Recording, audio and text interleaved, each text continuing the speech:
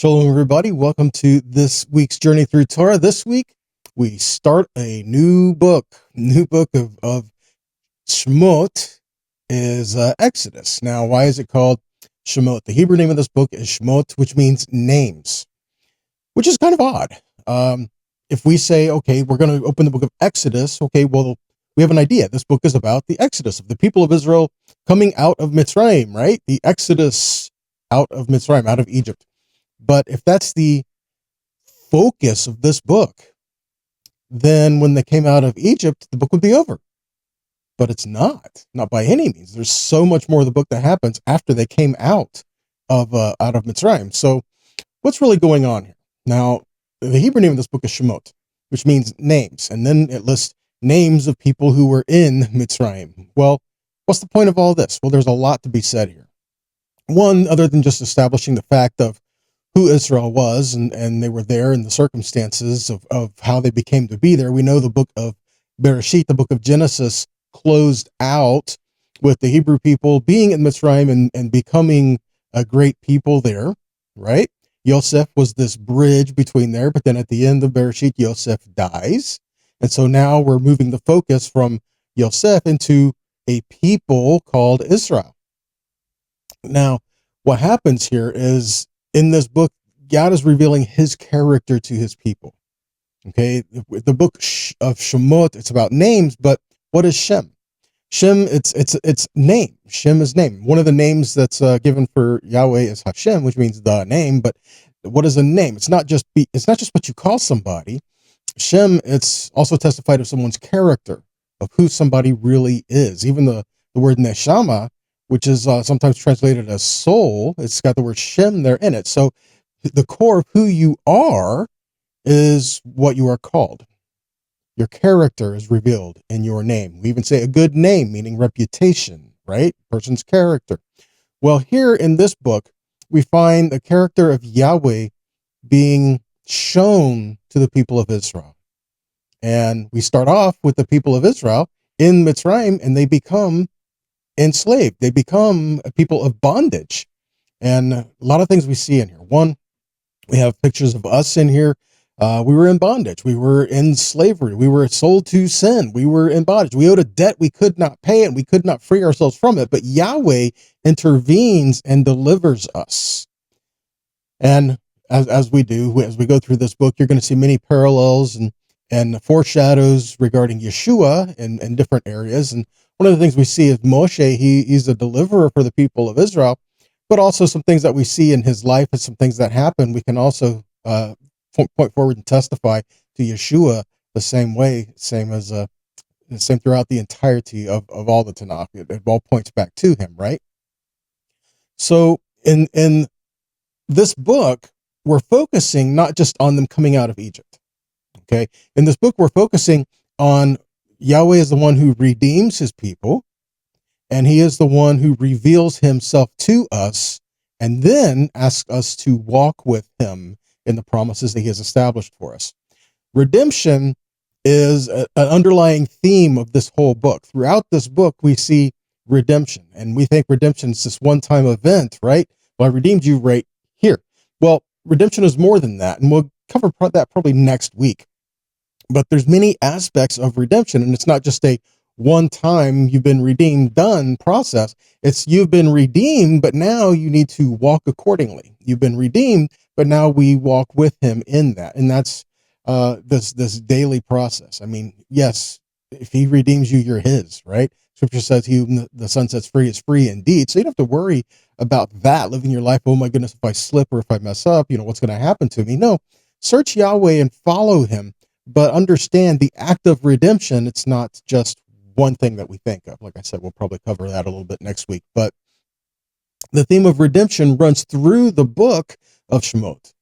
Okay? I mean, you were oppressed. Yahweh freed you with a mighty hand. Signs, wonders, and miracles. The fact that he intervened, signs, wonders, and miracles. The fact that he renews you, signs, wonders, and miracles. All of this.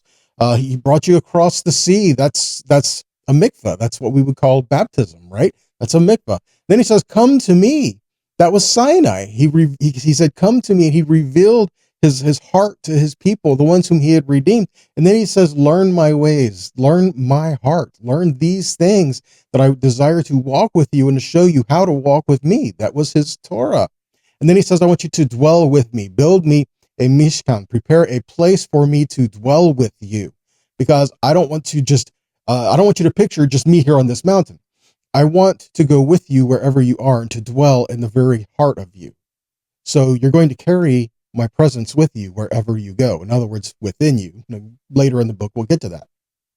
And then the idea is, and I will take you to the promise that I have told you about. So a lot of things we see here in this book is a book full of redemption and what that means for us in our life. And then we have a picture of someone who is to portray a redeemer. Now, Yahweh is the one who redeems, but Moshe is the one whom he had used to be a deliverer for the people of Israel. And there's some interesting parallels that we see here. One, when Moshe was born, they didn't know where a redeemer would come from, whether a redeemer would come from the Egyptians or the Hebrews, but they said there was a redeemer coming, so he cast all the children of a certain age into all the boys of a certain age into the river. And there's a lot more to be said about that, not going into all that. But the interesting thing here is when he told them to cast the children into the river from Pharaoh, it was all the children. It wasn't just the boys. It was all the children. And then we find later an example of Herod doing a similar thing, all the boys being killed. So the idea is there is a deliverer coming. We don't know where this deliverer is going to be coming from. So we're going to try to cut it off at the source. And it didn't work, did it? No, because Moshe was put into the water, into a basket, and found by Moshe's sister, found by Moshe's sister. And then she took it to Pharaoh's daughter.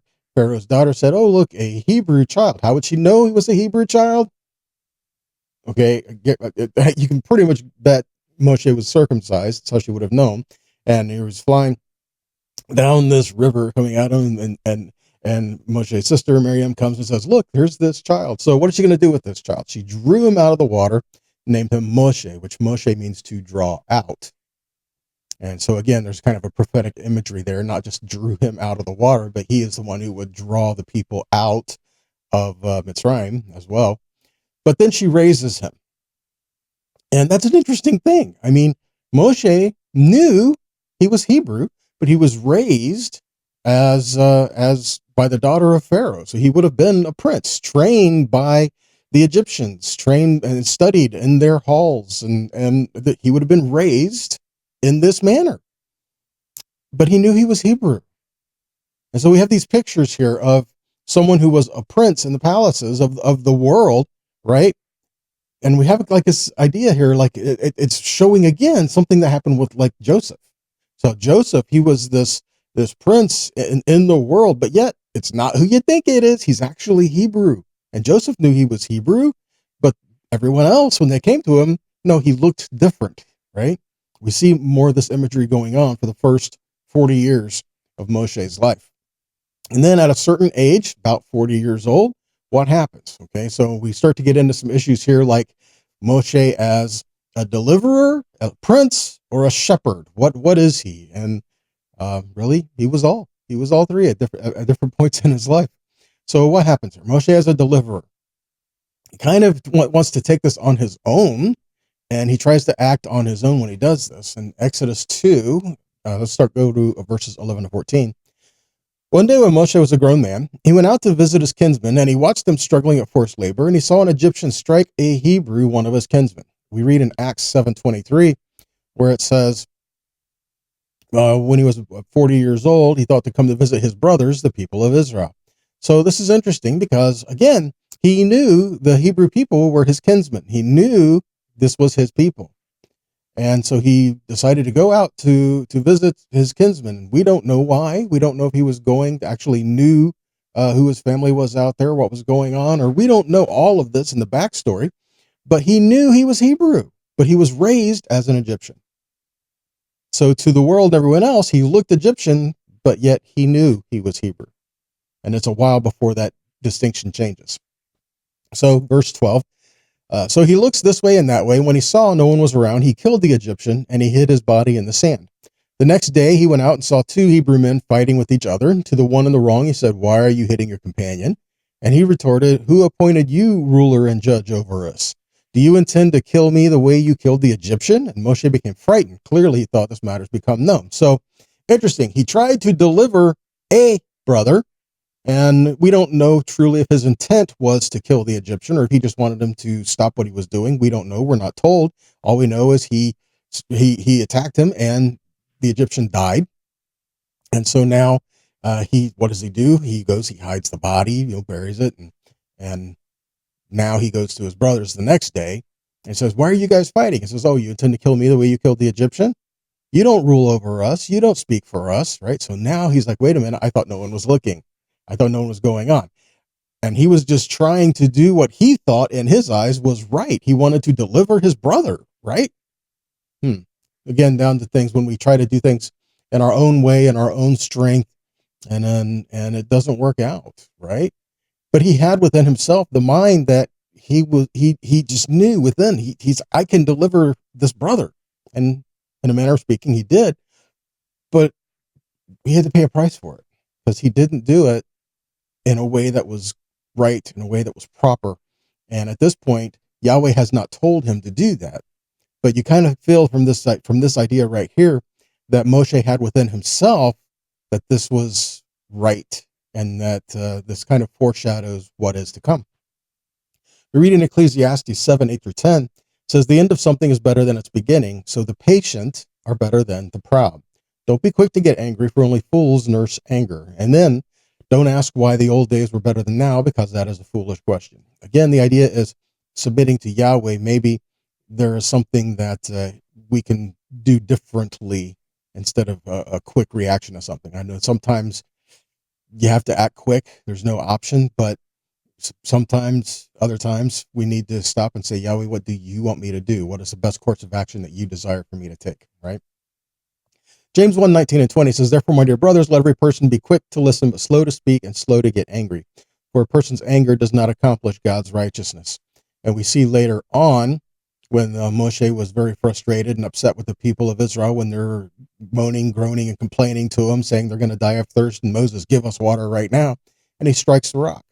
And it says he was angry. He was upset with the people of Israel. And his anger caused him to strike the rock instead of speaking to the rock as Yahweh had told him to do.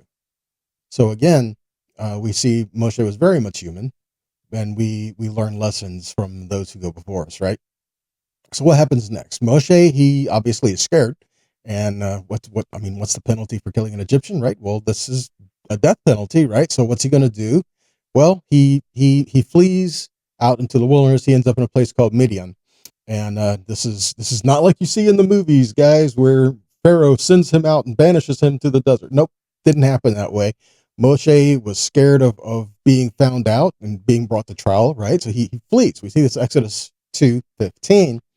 So when Pharaoh heard this thing, he sought to slay Moses, but Moses fled from the face of Pharaoh and dwelt in the land of Midian, and he sat down by a well. Now the priest of Midian had 7 daughters, and they came and drew water and filled their troughs to water their father's flock. And shepherds came and drove them away, but Moshe stood up and helped them and watered their flock. Now, interesting, here we see in this story right here, there's more things that come out. First off, Yittro's daughters. The daughters were tending the flock. And then the shepherds were there.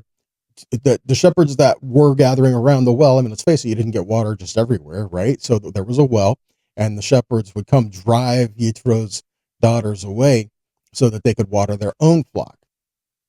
And so this idea, again, driving away the one who would ultimately be would be a bride to the deliverer, the people of Israel. It's a little bit of a reach, but again, if we're just drawing imagery here, you can kind of see how some of these things can look and fit.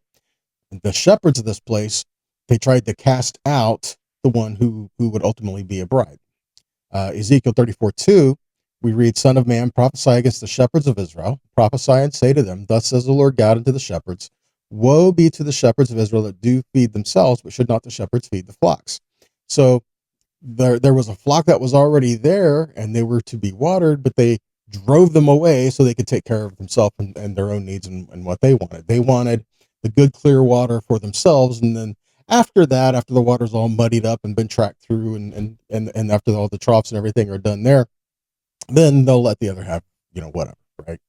Again, not the way that we should be. Ezekiel 34:18 and 19 says, "Is it not enough for you to feed on the good pasture that you must tread down with your feet the rest of your pasture, and to drink of clear water that you must muddy the rest of the water with your feet? And must my sheep eat what you have trodden with your feet and drink what you have muddied with your feet?" Again, are we looking after the flock? Are we looking after the ones whom are entrusted to the shepherd? Does the shepherd truly care about the flock, or is the shepherd just trying to tend to their own things? Is this just a matter of business, or does he actually care about what's being done here? Now, Moshe, he stands up and he saves the people, the daughters, from these other shepherds, and we see a few things here as well. As he stood up and he saved them and he watered the flock. So here's one who was the deliverer, who would be the deliverer, who stands up and comes against these shepherds who are not acting properly. And the word kum means to stand up or to rise. Also, it's used in relationship to resurrection. And he saved them. That's Yasha, the same we get the root for Yeshua. And then he watered. Vayashech means to give their portion. He gave them their portion of water, and the Aleph Taf flock. So again, just imagery, just some pictures of things that we can see, kind of foreshadows of Yeshua as the good shepherd who would rise and give the flock their portion, the one who would rise and make sure that the sheep had the water that they needed, right? Their deliverer, they stood up and they gave them water. And Yithro's daughters go and they declare, "An Egyptian delivered us. An Egyptian saved us." Was he really Egyptian? No, he was Hebrew, but he was raised Egyptian. In other words, he was clothed as an Egyptian. He looked like an Egyptian. And so when those who testified of the one who delivered them, they said, "An Egyptian delivered us." And so Moshe knew he was Hebrew. And ultimately, there's a time coming when this comes out, when he goes back to be the deliverer. But yet, as he's standing up here, we again have a similar thing to Yosef and to Moshe here. Someone who was in Mitzrayim, but yet was Hebrew. A matter of identity being concealed, would later to be revealed. Something that's a constant throughout the Torah, right? Okay, even you picture somewhat Yeshua today. Over the years, many people have pictured Yeshua in many different ways, many different shapes and forms. He's been portrayed in many things. But guess what, guys? Yeshua was from Israel. He was from Lion of the tribe of Judah. He was from Judah, and he was a Jew. So again, are we trying to paint him up and picture him in ways that he isn't? Or are we truly just trying to follow him in the ways that he has declared for us, right? Again, more food for thought as we go on and continue. So back to Exodus 2, verse 21.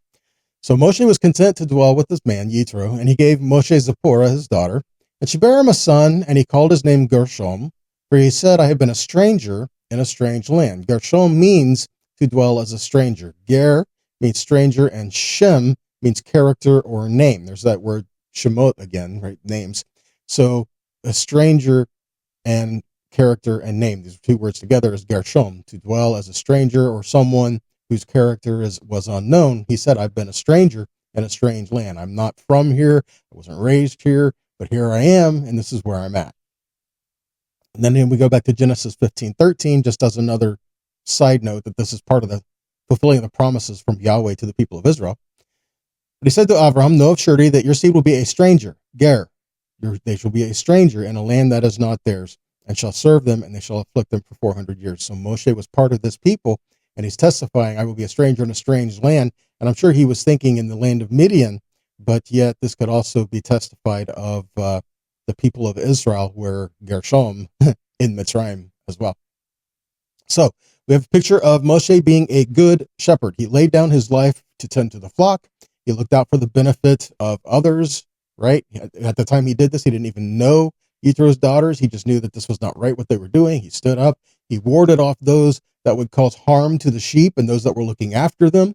And he led the way to good waters, good pasture, and he provided and protected for them. And then he was repaid for these things. So what happens in Moshe's life next? Well, he sought to deliver someone and he killed someone, and that was just absolutely the wrong way to go about things, right? So he had to go through some things himself, much like Yosef had to go through some things himself. He had to experience a time of wilderness, right? Yosef told his brothers, "It is not you who sent me here, it is Yahweh who sent me here.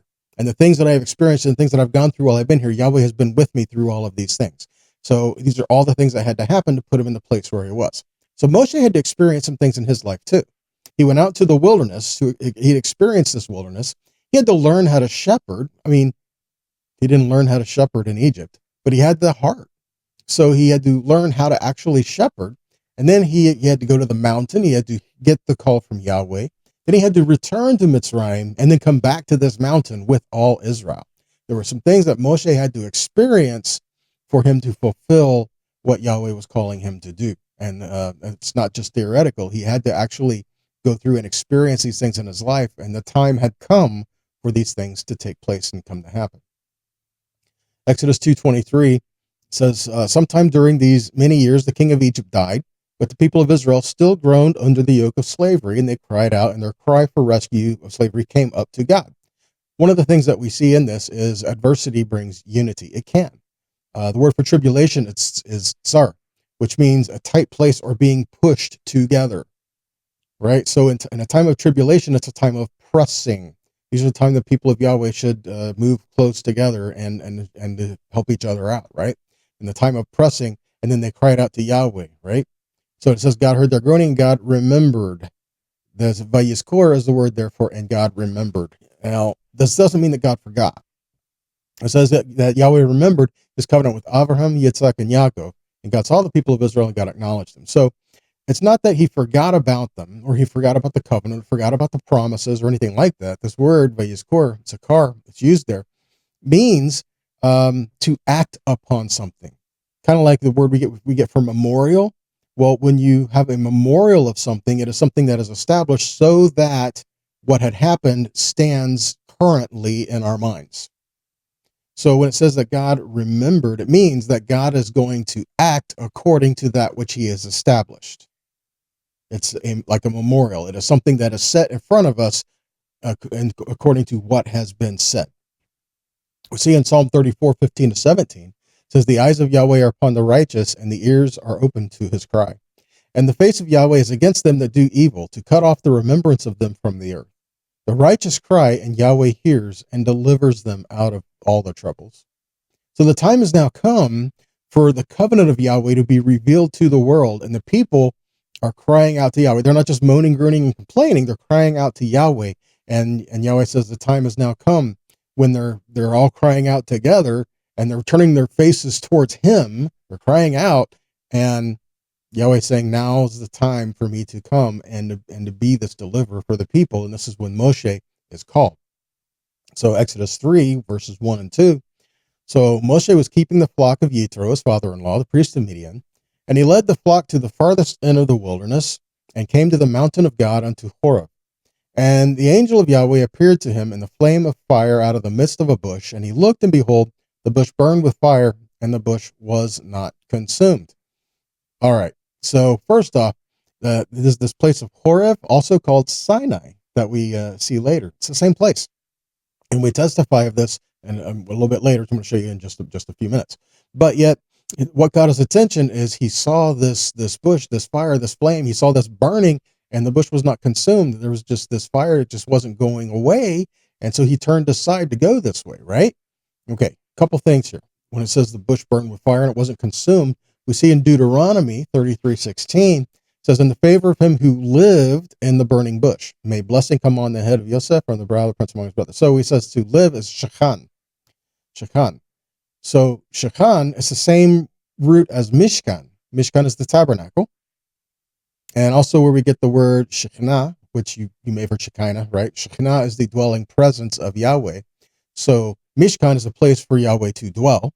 So what we see here, this bush, it's the favor of him who dwells. The presence of Yahweh is what we're talking about. So was it like fire, or was the fire the presence of Yahweh? Was the fire his glory? Was the fire what he was seeing there was just what was surrounding Yahweh in the midst of that? Exodus 3:4.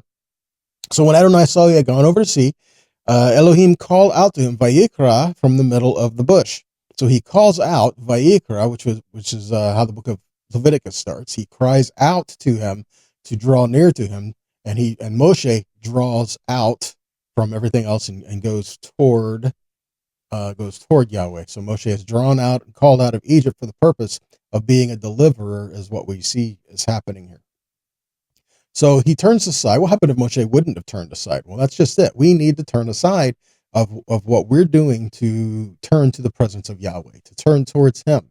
James puts it this way. James 4:8 says, "Come close to God and he will come close to you. Clean your hands, sinners, and purify your hearts, double-minded." See, that's the thing, guys. If we listen for him, Yahweh is speaking. See, Yahweh doesn't cease talking. It's not that his word isn't being established, not that his word isn't being called out to us, but yet are we turning aside to hear him? And he calls out to you for the purpose of deliverance, right? He wants to deliver you. He wants to draw you to himself, and he wants you to be his people set apart from all the other people of the world, and to be a light to those around you, right? You have a purpose.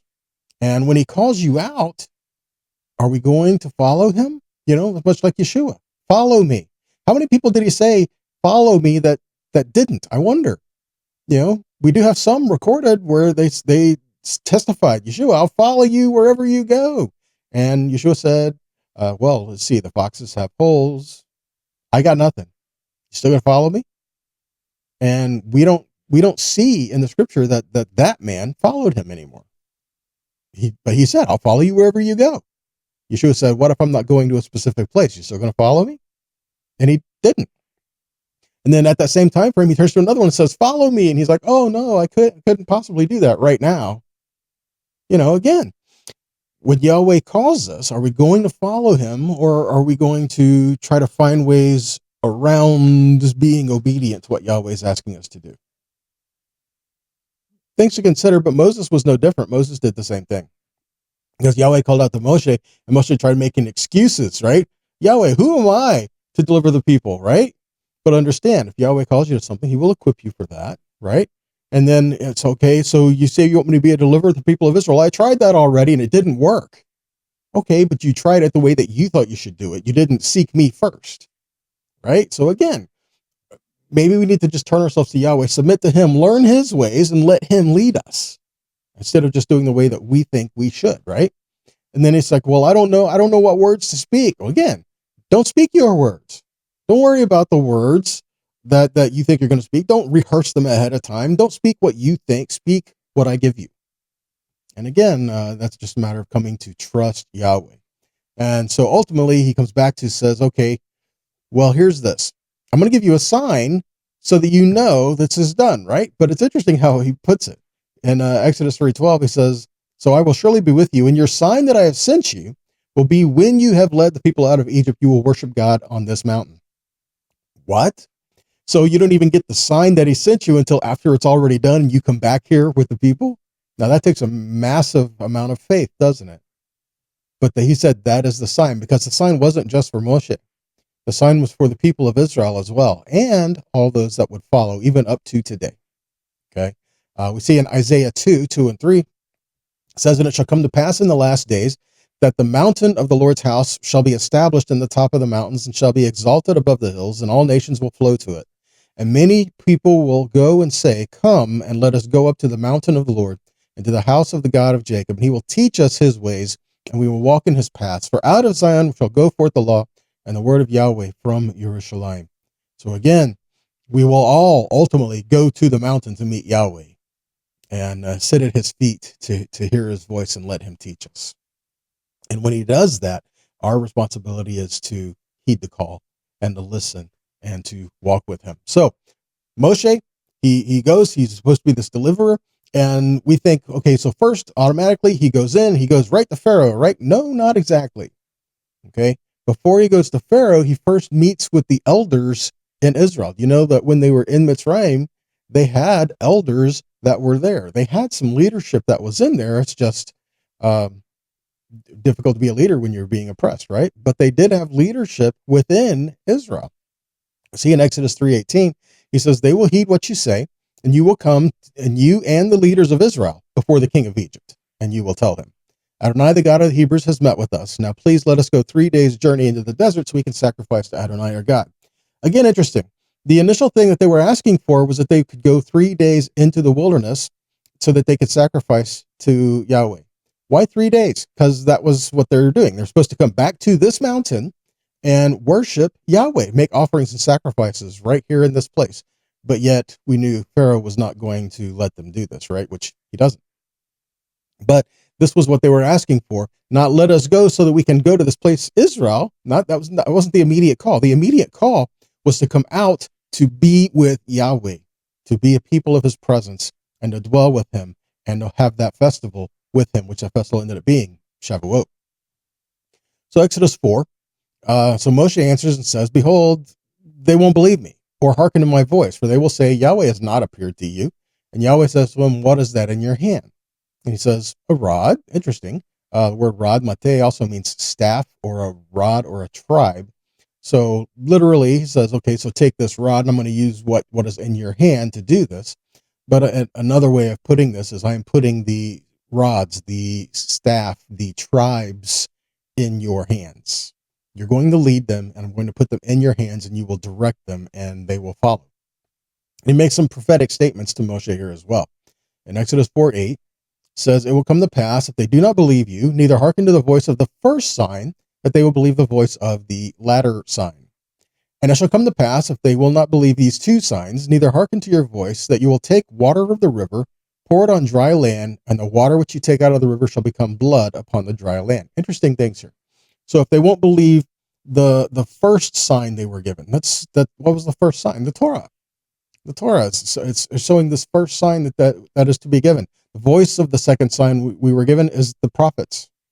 So if they will not listen to the Torah of the prophets, what happens next? Now, again, even this, we see in the parable of Lazarus and the rich man, where the rich man died in hell, he lifted up his eyes and he said, please send some of my brothers. If someone comes back from the dead, they'll listen. And I believe this is, testifying of Yeshua coming back from the dead, right?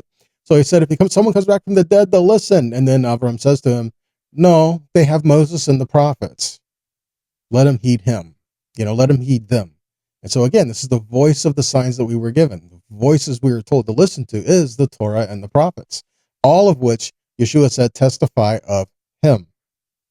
On the road to Emmaus, when he revealed himself to these two men, it says he started with Moses and the prophets and opened up the scriptures to them to reveal the Messiah to them, to reveal who he was before he actually revealed who he was. So if they don't listen to the voice of these two signs, these first two signs, then they will heed the third sign. What was the third sign? Take water from the river, and then it will be blood on the ground. So water from the river is the water of life. The water, and so what do we know as the living water? That's Yeshua.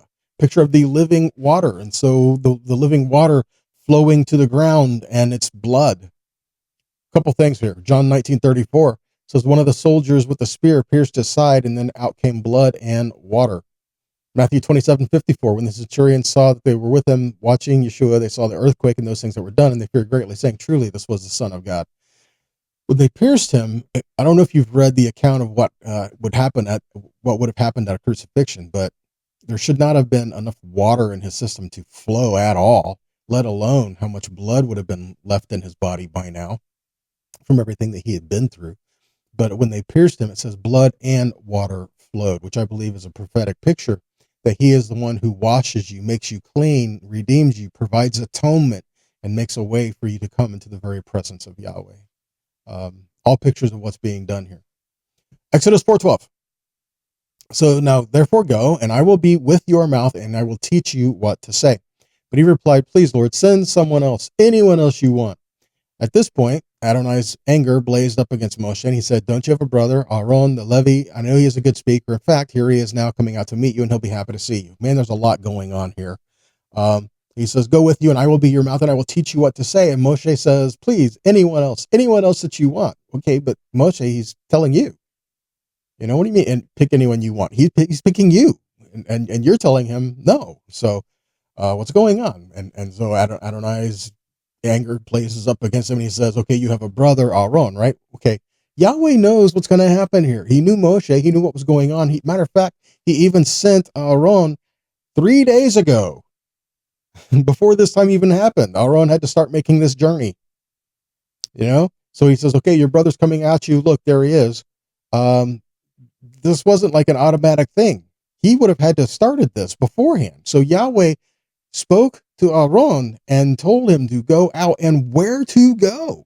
It's not like they had a phone, hey, in 3 days, Moshe calls up Aaron, in 3 days, I'm going to be at this mountain. There's going to be some amazing things. Come meet me there. I mean, no, not at all. He had to go and talk to Aaron and tell him and lead him to this place so that when this time came, even the time of day that was there, when this time came, Aaron and Moshe were to meet there. Now, some other interesting things that happen here. He says in verse 15, you will speak to him and put the words in his mouth, and I will be with your mouth and his, teaching you both what to do.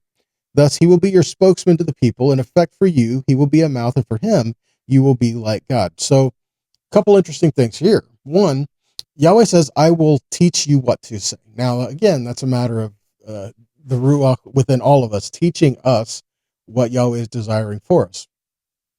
And he says, I will teach you what to say. Okay, well, again, he's showing us what to do there. But yet, Aaron is going to be do a lot of this talking, which if you read through when they go before Pharaoh, most of the time, Aaron is the one who's doing the talking. Not all the time. Most of the time, Aaron is the one who's doing all the talking. And so as they come before him, what Yahweh is saying to Moshe is, Moshe, I'm going to put my words in your mouth. You are going to put the words in Aaron's mouth, and Aaron is going to speak on your behalf. Okay? And so again, we see pictures of this. Consider Yeshua talking to his Talmidim, Yeshua talking to his disciples in Mark 13:10 and 11. It says, the good news must first be proclaimed to all the nations. When they arrest you and hand you over, do not worry beforehand about what to say. Say whatever is given to you in that hour, for it is not you who speaks, but the Ruach HaKodesh. Again, Yahweh is letting us know that he will speak through you when the time comes that he needs to speak through you. It doesn't mean that we don't study. It doesn't mean that we don't discern. It doesn't mean that we don't read, that we don't seek the heart of the Father. But it does mean that if we yield to him, he can speak through you. He can tell you what to say. He can put his words in your mouth. And so understand it's not our ways we're doing. It's his ways, his words that we're testifying of if we just submit to him. And again, Matthew 28:18-20, Yeshua to his Talmidim, Yeshua came up to them and he spoke to them, saying, all authority in heaven and earth has been given to me. Go, therefore, and make disciples of all nations, immersing them in the name of the Father, the Son, and the Ruach HaKodesh, teaching them to observe all I have commanded you. And remember, I am with you always, even to the end of the age. Again, just follow him. Doesn't say there's going to be an easy road. Doesn't say life is going to be without hardship. It just means that he will be with you. And don't worry about the events. Just continue to follow and trust. 2 Corinthians 5:17 says, so if anyone is in the Messiah, he is a new creation. The old things have passed away, and behold, all things have become new. Proverbs 23:7 says, for as a man thinks in his heart, so is he. So again, where is our focus? Are we focusing on the old ways, yesterdays, and what used to be? Or after Yahweh has called you and said, I will put my words in your mouth. In other words, he's saying he's going to put his breath in us, his spirit in us. And are we going to walk according to that? Are we going to live according to that? Or are we going to live according to well, I tried this and it didn't work. Well, I did that and it didn't work. Or I did these other things. And no, are we going to dwell in the past? Or are we going to continue to move forward with what Yahweh is telling us to do? Old things have passed away. All things have become new. And the scripture testifies of that over and over and over. I mean, a few things I want to point out here, that in Yeshua, you have been recreated, you have been made new, and there's some things that we can testify of here, okay? First off, in Yeshua, according to 1 John 2:1, you are forgiven in Messiah Yeshua, and you are accepted. John 1:12 says that you are a child of God. In John 15:15, it says you are Mashiach's friend. You are a friend to Mashiach. You are a friend to Yeshua. Romans 5:1, I am justified before God, says that you are justified before Yahweh. Ephesians 1:5 says that you are adopted by God. And Colossians 1:4 says you are redeemed and you are forgiven. Colossians 2:10 says that you are complete in Yeshua and you are secure. Romans 8:1-2 says you are free from condemnation. Romans 8:28 says all things work for good in your life, those who believe, right? Romans 8:35-39 says you cannot be separated from God's love. 1 John 5:18 says you are born of God and Satan cannot harm you, and he has made you significant in this world. John 15 says that you are a branch of the true vine, and Ephesians 2:10 says that you are God's workmanship. All of things that we can learn to consider in our life moving forward. And 2 Corinthians 4:16 says, so do not lose heart, though our outer self is wasting away, our inner self is being renewed day by day. That's some things that we can learn as we read through this book, Shemot. We see the character of Yahweh, but we see many things going on in the world, and some hardships and some things that are happening, right? The plagues, all these things going on. But in the midst of all this, Yahweh delivers his people. He redeems them, brings them to himself, calls his spirit, his presence to be within them, and leads them in his ways. I mean, these are some things that we are learning in our hearts and in our lives as we go through this book this year. Okay, guys, that's all I've got for you today. I pray this has been a blessing for you. I pray this has been encouraging, challenging a little bit even. And if this has been a blessing to you, then please share it. Okay, whatever avenue that you watch or listen to these, please share them, help get them out there. We can only help get it out there so much without you. So it's up to you. If it's blessed you, then share it so it'll bless somebody else, right? And if this has been a blessing, then please consider also making a donation to help us continue making these and being able to put these out there. Okay. So until next time, be blessed and be a blessing. Shalom.